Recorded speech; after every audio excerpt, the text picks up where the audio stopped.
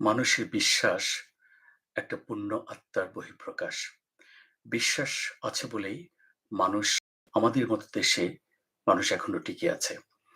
কারণ আমাদের দেশগুলা এখনো আইন-শৃঙ্খলা আ বা নিয়ম-কানুন দিক থেকে এখনো পশ্চিমা দেশের মতো এতটা শক্ত হতে পারে নাই।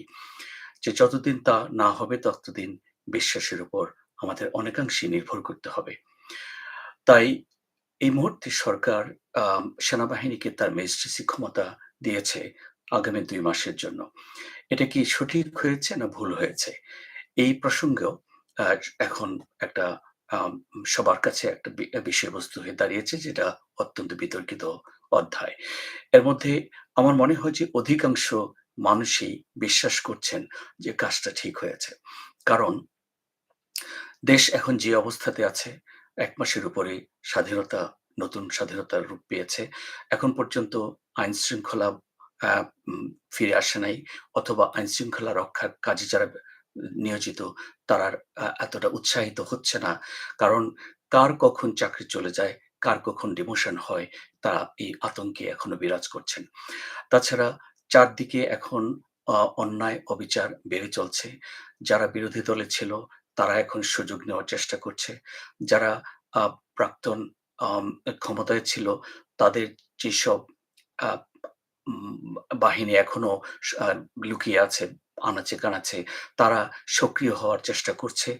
আম বিদেশি আ উম আ ও দেশগুলো এখনো তাকিয়ে আছে যেকোনো সুযোগ নেওয়া যায় কিনা। বিশেষ করে আমাদের আন পার্শ্ববর্তী দেশ ভারত আ যে যে একনিষ্ঠভাবে আগের সরকারকে সমর্থন করে গিয়েছিল, সে এখন চিন্তা করছে এখন কি করা উচিত। তাদের হয়তোবা বোধগম্য হয়েছে যে আসলে আগের সরকার মানুষের গণমানুষ থেকে বিচ্ছিন্ন ছিল।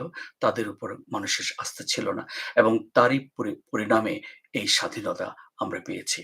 তো এমতাবস্থায় যেখানে এত অরাজকতার তৈরি হয়েছে এবং তা স স আ বর্তমান সরকার অ তাদের অক্লান্ত পরিশ্রমের মাধ্যমে আমরা জানি তারা রাত-দিন অঘুম থেকে হ্যাঁ, নিরলস কাজ করেও এখন পর্যন্ত এটার কোনো সুরাহা করতে পারছেন না।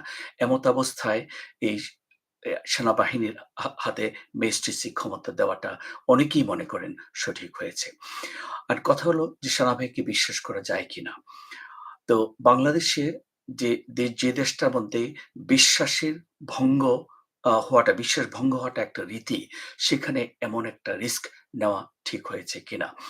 আমরা স্বাধীনতার পর থেকেই ৫ই অগাস্টের পর থেকে দেখতে পাচ্ছি যে বর্তমান ওয়াকারুজ্জামান সরকার সেনাবাহিনীর প্রধান যিনি, তিনি উম আ অত্যন্ত নিষ্ঠা, পবিত্রতা এবং সততার সাথে এই পর্যন্ত এবং অত্যন্ত বুদ্ধিমত্তার সাথে এ পর্যন্ত সবকিছু এগিয়ে নিয়ে এসেছেন। কাজেই আমাদের এই এই পরীক্ষা থেকেই আমরা মনে করতে পারি যে ওয়াকারুজ্জামান আ সেনাবাহিনীর প্রধান থেকে হয়তো আ এত মানুষের জীবন এর সাথে বেইমানি করবেন না এবং এই যে মানুষগুলো আত্মত্যাগ করেছে, যে শহীদগুলো আত্মত্যাগ করেছে, যে যারা জীবনের জন্য পঙ্গু হয়ে গেছে এবং সর্বোপরি উনি দেখেছেন যে এই দেশের আপামর জনসাধারণ প্রাক্তন আ আ আওয়ামী লীগ সরকারের উপরে ঠিক আস্থাশীল ছিল না। এমতাবস্থায় উনি আ যে পদক্ষেপ নিয়েছেন অ্যা এমনকি আমি মনে করি হাসিনা সরকারকে পালাতে দিয়েও উনি দেশকে একটা বিরাট সংঘাতের মুখ থেকে রক্ষা করেছেন। এটা অনেকেই বিশ্বাস করে। এবং পরবর্তী সময়ে আমরা এটাও বিশ্বাস করতে চাই যে এই ওয়াকারুজ্জামান সেনাবাহিনীর প্রধান যিনি, যার নির্দেশনায় এখন পর্যন্ত আমরা মনে করি যে সরকার সঠিকভাবে আম উম উম মানে কাজ করতে যার সহযোগিতায় সঠিকভাবে কাজ করতে পারছে এখন পর্যন্ত এবং ভবিষ্যতেও এটা পারবে এটাই আমি মনে করি এবং আমি বিশ্বাস করি। এই এই বিশ্বাসটা আমার মনে হয় যে আ দেশের আপামর জনসাধারণ করে এবং আ আমরা তা করতে চাই।